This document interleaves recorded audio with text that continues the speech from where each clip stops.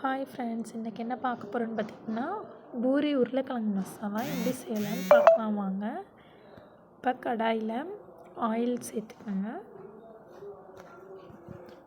கடுகு உளுந்தம் பருப்பை வெடிக்க விட்டுக்கலாம்.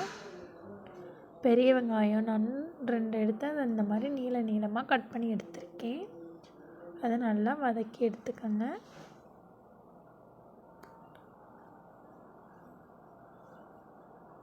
தேவையான அளவு உப்பு சேர்த்துக்கோங்க. நல்லா வெங்காயம் ரெட்டிஷாக வதங்கினதுக்கப்புறம் தக்காளியை சேர்த்து வதக்கிக்கலாம். 2 பச்சை மிளகா தக்காளி சேர்த்துருக்கேன்.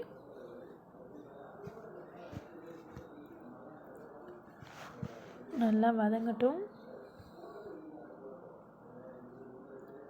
1/2 டீஸ்பூன் மஞ்சள்தூள் சேர்த்துக்கோங்க.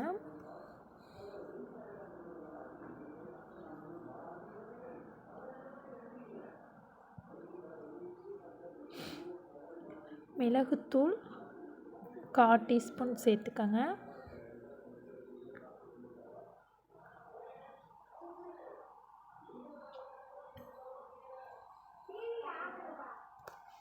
அப்புறம் மிளகாய்த்தூளும் 1/2 டீஸ்பூன் சேர்த்துக்கோங்க.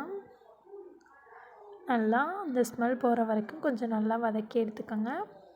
உருளைக்கிழங்கு நான் 4 எடுத்து அதை வேக வச்சு மேலே உள்ள தோலை சீச்சு இந்த மாதிரி மேஷ் பண்ணி வச்சுருக்கேன்.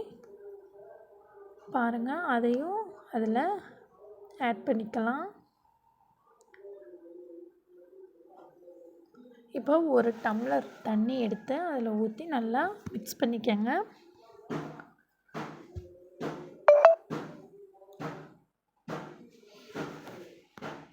பாருங்கள் எவ்வளோ கலர்ஃபுல்லாக வந்துடுச்சுன்னு பார்த்தீங்களா? அதை கொஞ்சம் நல்லா கொதி வரட்டும். மூடி வச்சிடலாம். நல்லா கொதி வரட்டும். பாருங்கள் எவ்வளோ சூப்பராக வந்திருக்குன்னு பார்த்தீங்களா?